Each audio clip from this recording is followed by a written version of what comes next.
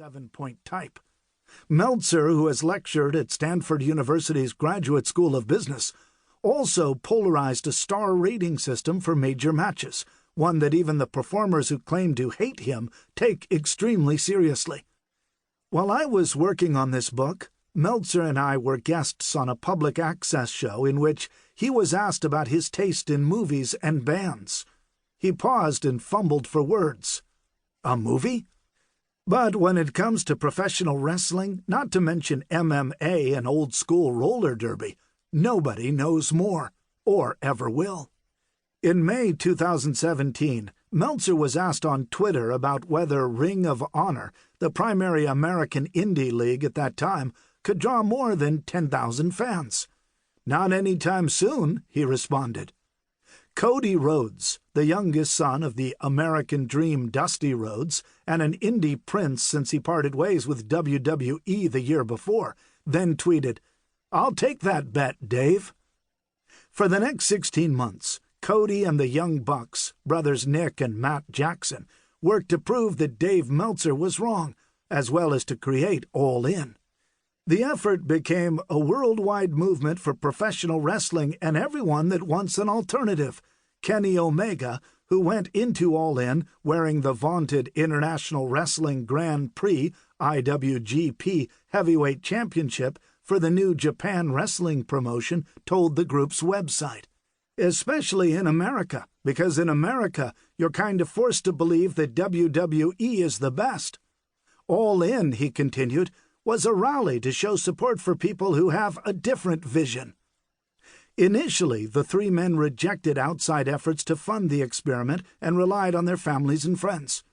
Cody's sister Teal created the name All In, the Bucks' father, Matt Massey Sr., the musical score. Alabama mortgage broker Conrad Thompson, a wrestling podcaster who married the legendary Ric Flair's oldest daughter Megan, coordinated StarCast, the fan convention surrounding the event. Cody's wife, Brandy, a WWE-trained wrestler herself, and Matt Jackson's wife, Dana, were deeply involved in organizational decisions. Like Cody, WWE Hall of Famer Jeff Jarrett had grown up in the wrestling business, learning promotion from his father, Jerry Jarrett, and step-grandfather, Eddie Marlin, in the old Memphis wrestling territory.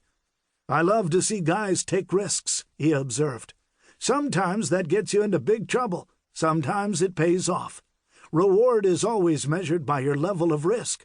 But when I saw All In lining up, I felt they had a pretty good chance. The concept was good.